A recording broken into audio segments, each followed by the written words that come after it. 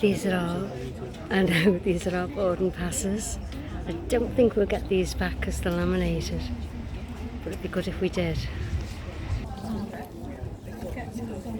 10 minutes prior to departure.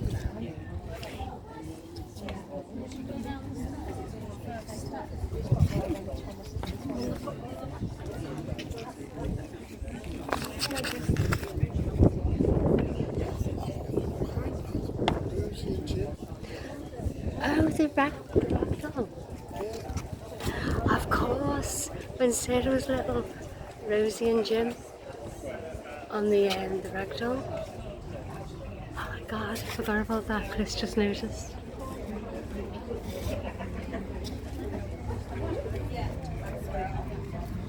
The Ragdoll was the Canal barge.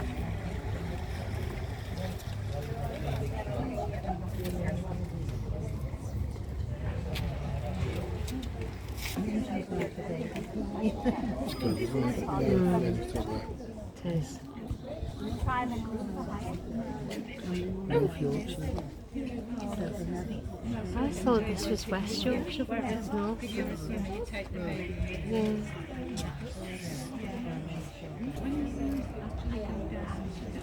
Copy day.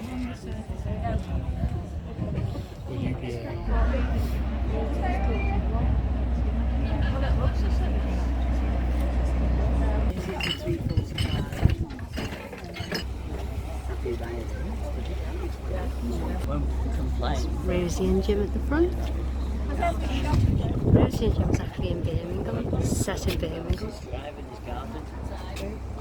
Not here. Watch your head. Thank you very much. Thank you. Mind your new step. Don't be fall. Oh, he's on here. Yeah, it's a shop on the other side. Then when we leave, Yeah. we take that so we come out straight.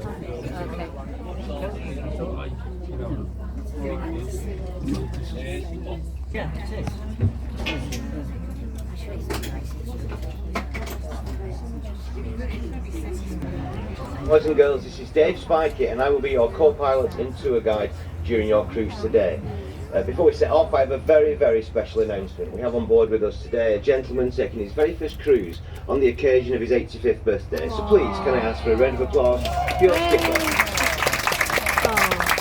Now, let's talk about safety. This is very important, so please do listen carefully, as it can save lives. I do realise that many of you may be frequent sailors, but all boats are different. And I would be grateful if you put down all newspapers, magazines and benefit claim forms for a few moments and concentrate on these safety regulations for passenger boats. The emergency exits are marked throughout the boat with signs that say emergency exit. Should be able to spot them. Should you hear the announcements abandon ship over the PA system, it does not mean that we have a band on the ship and you may look forward to a bit of dancing. It actually means you need to get off the boat as quickly as possible. To facilitate that, we will come alongside the bank of the canal where it should be possible for you to step ashore. Note that I say should be possible, but that is entirely down to your own agility and coordination, obviously. Though it is reassuring to know that the canal is only about 5 feet deep at its deepest point, so neither the boat or yourselves are in any real danger. Unless you are a little tiny person. Or no, less than 5 feet tall anyway. I'm 5'1½". To operate your seatbelt, insert the metal tab into the buckle and pull tightly. It works just like every other seatbelt on the planet. And if you don't know how to operate one by now, you probably shouldn't be out in public unsupervised. Okay, you can stop looking now, there are no seatbelts, I just have to. In the event of sudden loss of cabin pressure, oxygen masks will descend from the ceiling above you. If that happens, stop screaming and put one over your nose and mouth, adjusting the straps to fit tight. If you are travelling with young children, put yours on first before assisting with theirs. If you have more than one child with you, it might be an idea to take a minute now to decide which one's your favourite. You can put that one first and then work your way down. For your own safety and comfort, passengers are advised not to lean out of the doors, windows or hatchways of the boats, so please refrain from sticking heads, arms, legs or any other bits of yourselves out. We don't want to leave anybody parts on the swing bridges or frighten the sheep. I mean, let's face it, they have enough problems living in Skipton as it is. Halfway through the trip, we will be turning the boat around in what is called a winding hole or a winding hole. A winding hole is a wider part of the canal where long boats, such as the one we're on today, can turn round. There might be a very slight bump. Slight bump, that's a laugh. You should have been here yesterday. A small child in the front row ended up in Clitheroe. But do not be alarmed. It's just the skipper putting the bow of the boat into the bank. So now we have reached our cruising speed. Yes, we are actually moving. I'm going to switch the seatbelt sign off, so feel free to walk about the boat now, but please do remember that you are sitting upon a raised platform, so be aware of this as you move about. As a reminder, in any emergency situation, please follow the instructions of the crew, and rest assured we have life rings which can be deployed if necessary. For your convenience, there is a toilet located at the rear of the cabin. This is a normal toilet, but to flush it there's a pedal on the side which you press down to flush. Any problems, please ask one of the crew to help, and we'll get Smelly Billy to go through the motions to effect a speedy repair. Well, that's the health and safety bit out of the way. On with the cruise. Sit back and relax, or sit forward all twisted up a bit. It's up to you really. Grab a drink from the bar maybe and enjoy. Yes, the bar is now officially open, and for those of you who are over 18 years of age, we have a wide range of wines, lagers and beer, which is from our local brewery here in Skipton. We also serve tea, coffee, hot chocolate and a range of cold drinks. Also at the bar we have some picture postcards for sale of the boat you are on today and of other views of the canal. Maybe, let's talk about you and me. Let's talk about all the good things and carried away there. Skipton boomed during the Industrial Revolution as it lies on the Leeds-Liverpool Canal between the major cities of, any idea? Leeds and Liverpool, correct. And so a great many mills sprung up. As a wise woman, a nun I believe, once sang, the mills were alive with the sound of spinning. In 1785, the first industrial mill in Skipton was built. It was located at the entrance to Skipton Woods and was a cotton spinning mill, powered by water. In 1825, an annex was added with steam power. High Mill was abandoned when the lease came up for renewal and could not be renegotiated, whereupon the newly unemployed workers queued up outside Sidgwick's house to give him a good kicking. High Corn Mill on Chapel Hill near the castle was used to mill corn as early as 1310. It's 10 past 1 in the afternoon to you. Not that early really. Tenants within Skipton were not allowed to buy their corn from anywhere else and were forced to pay a toll. This only stopped in the 19th century. Bellevue Mills was built on Broughton Road in 1828 by John Dewhurst. It was built and opened as a spinning and weaving mill. 2 years later, however, it burned down. Sounds like an insurance job to me. It was immediately rebuilt, but this time it was a cotton mill. In 1852, an extension was added to allow another 385 looms to be housed. And that, my friends, is what is known as a shed load of looms. Few mills did spinning, weaving, making of sewing cotton. Anybody remember Silco? Really? How old are you? I'm dying. Bellevue Mill was the home of Kingsley Cars until 2006, but has been converted into apartments and accommodation, and is now also home to Craven District Council. It's silk making.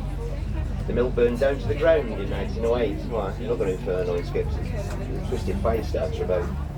This resulted in the loss of 300 jobs in the town, and a new mill called Sackville Mill, don't match your imagination, was erected on the same site and later became occupied by Yorkshire Water Authority. Wilkinson's Mill is slightly unusual in that A, it is the only mill in Skipton not to be built right next to the canal, and B, it never burnt down.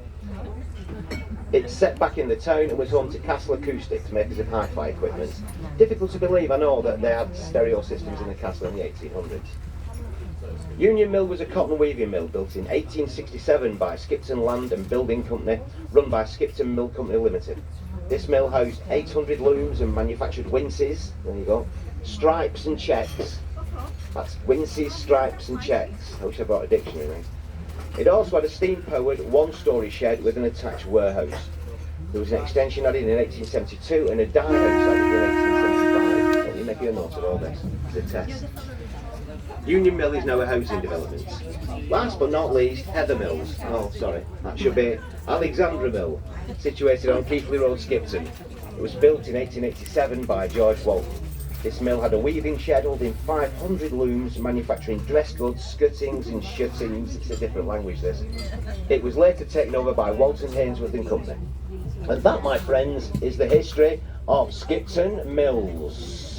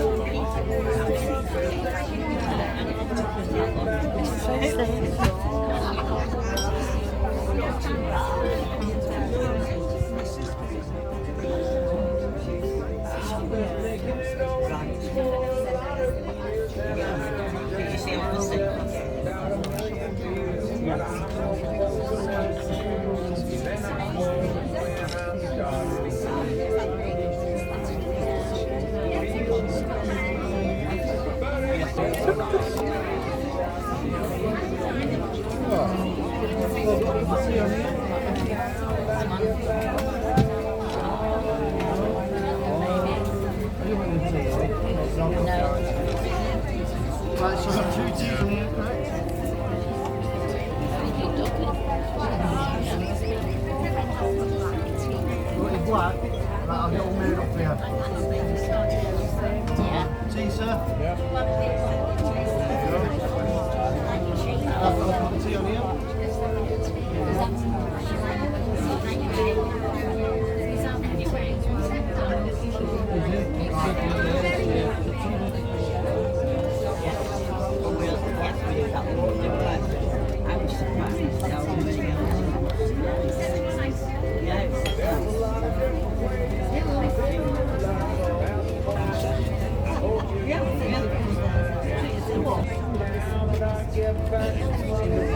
There we go.